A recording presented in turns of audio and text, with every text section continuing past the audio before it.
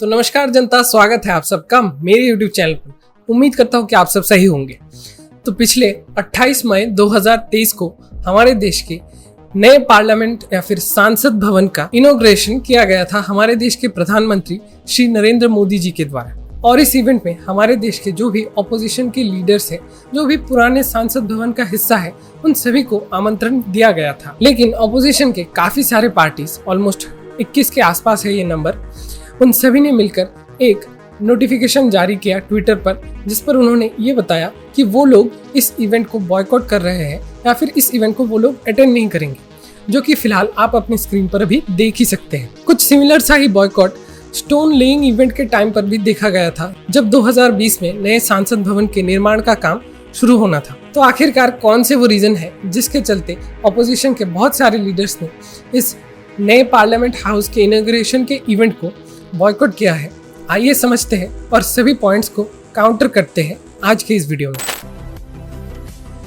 भारत का नया संसद भवन हमारी उम्मीदों का नया घर, हमारे संविधान को संभालने वालों के लिए एक ऐसा घर जहां 140 करोड़ हिंदुस्तानी एक परिवार हैं।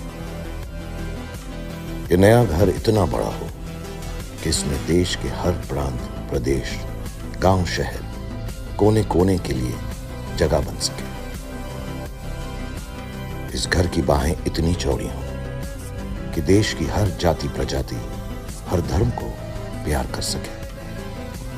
इसकी नजर इतनी गहरी हो कि देश के हर एक नागरिक को देख सके, जान सके, उनकी समस्याओं को पहचान सके।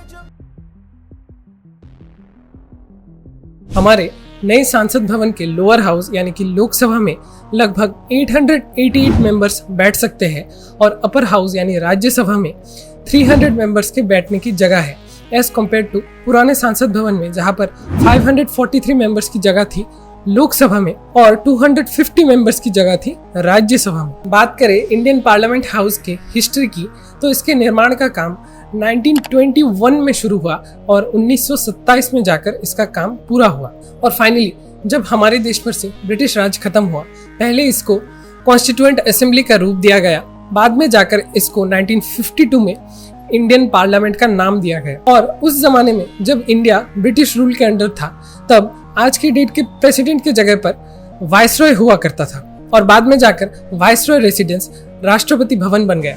तो अब मूव करते हैं इस वीडियो के सबसे इंटरेस्टिंग पॉइंट यानी कि कंट्रोवर्सीज की तरफ, और सारे ही पॉइंट्स को हम बारीकी से देखेंगे और उनको काउंटर करते हैं। जब 2020 में सेंट्रल विस्ता प्रोजेक्ट का ऐलान किया गया था, तभी सेंटर की तरफ से ये बोला गया था कि लगभग 20,000 करोड़ का खर्चा होना है इस सेंट्रल विस्ता प्रोजेक्ट में, जिस पर ऑपोजिशन ने ये एलिगेशन लगाई कि ऑलरेडी कोविड का टाइम चल रहा है और लोग मर रहे हैं और तभी गवर्नमेंट सेंट्रल विस्ता प्रोजेक्ट के तहत इतना सारा पैसा स्पेंड कर रही है। तभी हमारे यूनियन मिनिस्टर श्री हर्षदीप पुरी सिंह ने ये डिक्लेरेशन दी थी कि ये जो अमाउंट है 20,000 करोड़ का, वो 6 साल के टेन्योर में खर्चा होना है और नए पार्लियामेंट हाउस के कंस्ट्रक्शन में 862 करोड़ का स्पेंडिंग जाना है। ऑपोजिशन की तरफ से दूसरा बड़ा एलिगेशन ये भी था कि इस नए संसद भवन का जो आर्किटेक्चरल डिजाइन है वो HCP डिजाइन्स, एक गुजरात बेस्ड फर्म कंपनी से क्यों कराया जा रहा था। तो ऑपोजिशन ने ये एलिगेशन लगाया कि सेंटर सिर्फ अपने पसंदीदा लोगों के द्वारा ही डिजाइन अलॉट कराती है। तो इसके रेस्पॉन्स में सेंटर की तरफ से ये कहा गया था कि सेंट्रल विस्ता प्रोजेक्ट में सारे ही architectural design central PWD department के द्वारा एक थोरोली एग्जामिनेशन के बाद ही असाइन किया गया। तो अब बात करें तीसरे सबसे बड़े एलिगेशन की, तो ऑपोजिशन की तरफ से ये बताया गया था कि हमारे नए संसद भवन में जो स्टेट एम्बलम का सिंबल है, वहां पर जो लायंस बने हैं वो काफी ज्यादा फेरोशियस है एज कम्पेयर टू नॉर्मली जो स्टेट एम्बलम का सिंबल आप देखते हो किसी भी गवर्नमेंट डॉक्यूमेंटेशन या फिर किसी भी डिपार्टमेंट में। कोई सेंस है इस बात की? और इसके रिगार्डिंग ऑपोजिशन ने एक पिटीशन भी डाल दिया था सुप्रीम कोर्ट में, जिसके बाद सुप्रीम कोर्ट ने इस एलिगेशन को बेमतलब का बताकर इस पिटीशन को ही क्लोज कर दिया। और अब बात करते हैं इस वीडियो के सबसे बड़े कंट्रोवर्शियल पॉइंट का, जिसके रिगार्डिंग पिछले कई दिनों से ऑपोजिशन की तरफ से एक हल्ला मच रहा था। और वो पॉइंट है कि आखिरकार हमारे देश का जो सबसे बड़ा पावरफुल व्यक्ति है वो हमारे देश के राष्ट्रपति है, ना कि हमारे देश का प्रधानमंत्री है।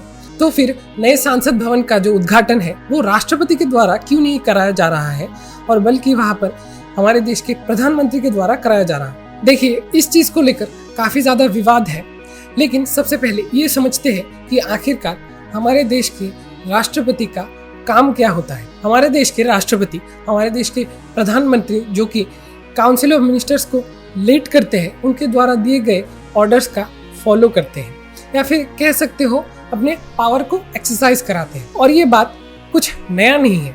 1975 में जब हमारे देश में इमरजेंसी डिक्लेयर किया गया था प्राइम मिनिस्टर इंदिरा गांधी के रूल के दौरान, तभी भले ये जो स्टेट ऑफ इमरजेंसी है वो प्रेसिडेंट ने डिक्लेयर किया हो, लेकिन इसका जो ऑर्डर है वो प्रेसिडेंट को प्राइम मिनिस्टर इंदिरा गांधी के द्वारा दिया गया था। भाइयों और बहनों, राष्ट्रपति जी ने आपातकाल की घोषणा की है। इससे आतंकित होने का कोई कारण नहीं है। सो बेसिकली हमारे देश के जो राष्ट्रपति है वो अपने दम पर कोई भी पावर एक्सरसाइज नहीं करते, वो प्रधानमंत्री के द्वारा दिए गए सुझाव के ऊपर विचार करके उसको एक्सरसाइज कराते हैं। तो आज के लिए इस वीडियो में इतना ही।